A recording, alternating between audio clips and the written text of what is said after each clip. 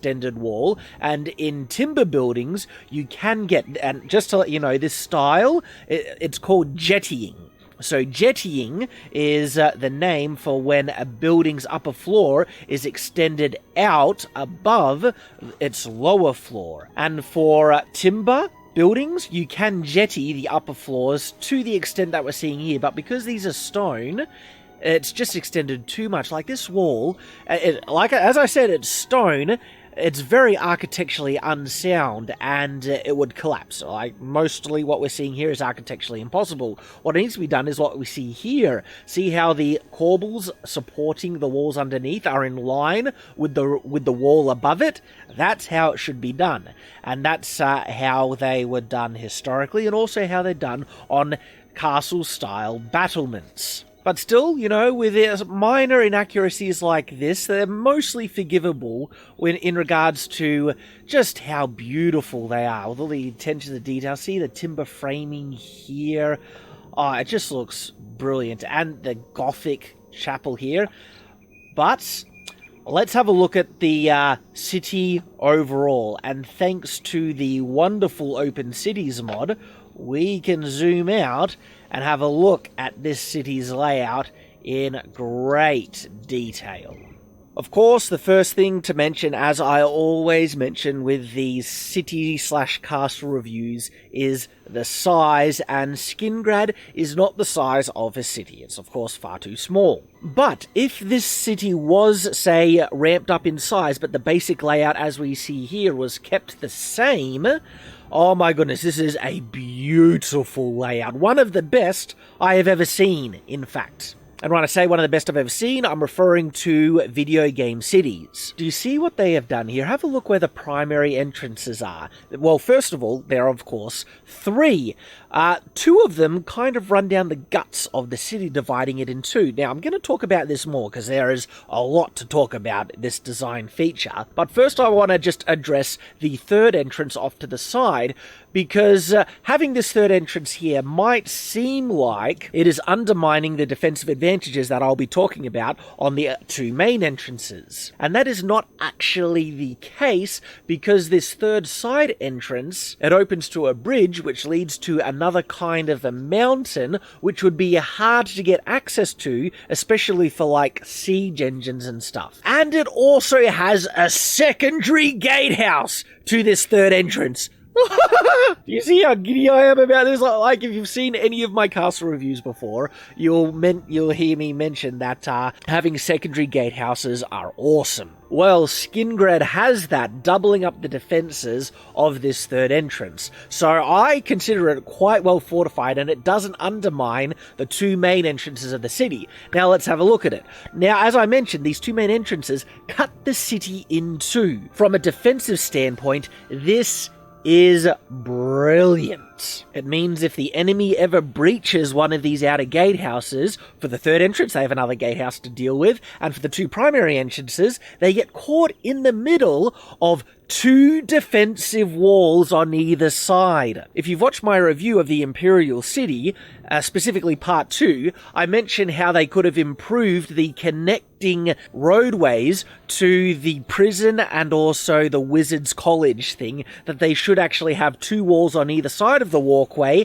and this is essentially exactly what has been done here. You see, with castles and castle-like defenses, it's much easier to break through the gates than trying to make your own entrance by breaking through one of the outer walls. The gate is wood, much thinner than the thick stone, so they need to be the most heavily fortified parts of any type of medieval-style defenses.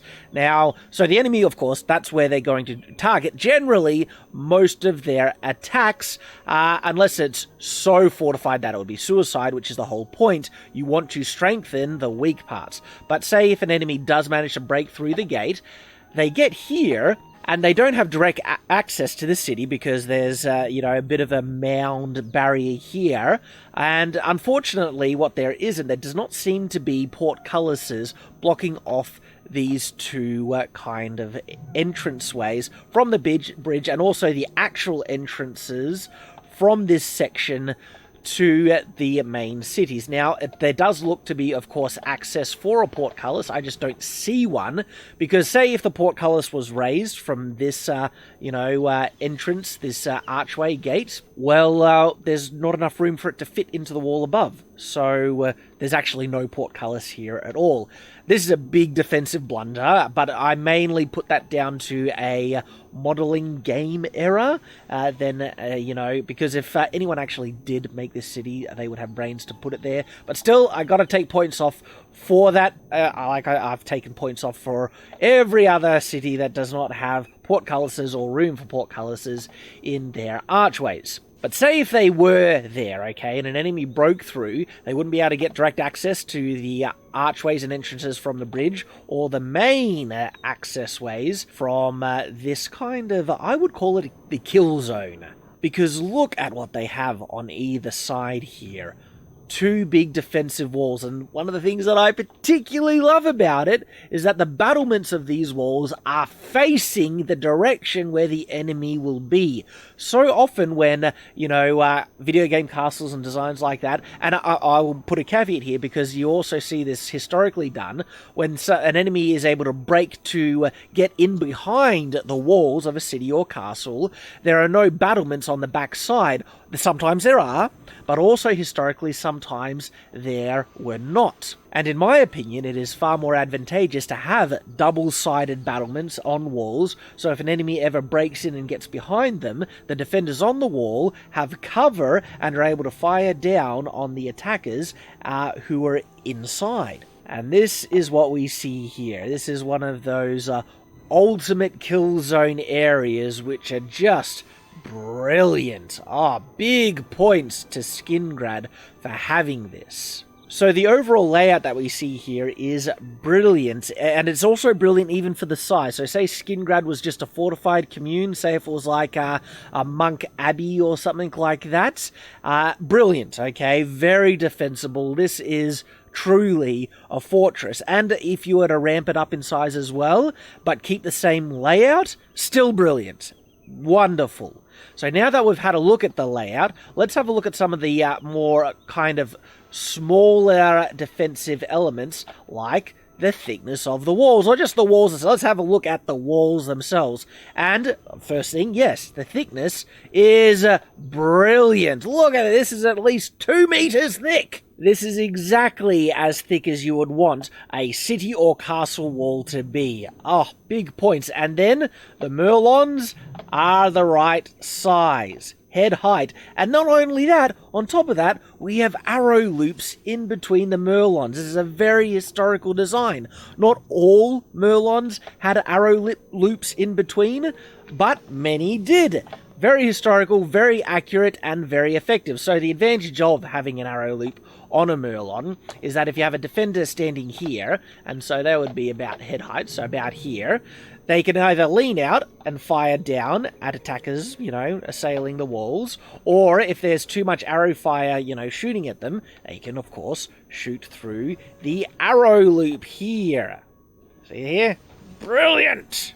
See these straight kind of stone pillars that are running down the walls. These are called buttresses. Now, buttresses came in design more so with Gothic cathedrals, because to build stone high and for it to be stable, they need to be thick. That was the medieval kind of mentality.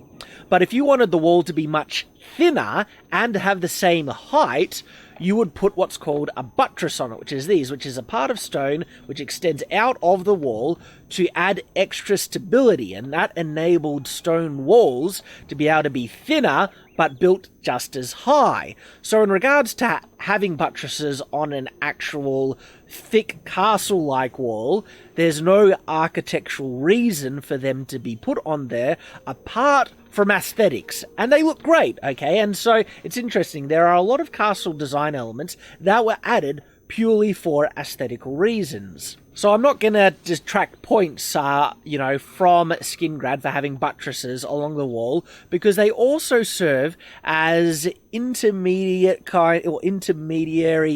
mixing up my words here, Merlons as well. The defenders on these walls could use these buttresses as cover as they are effectively Merlons. So I will actually, kind of a few more points in my mind for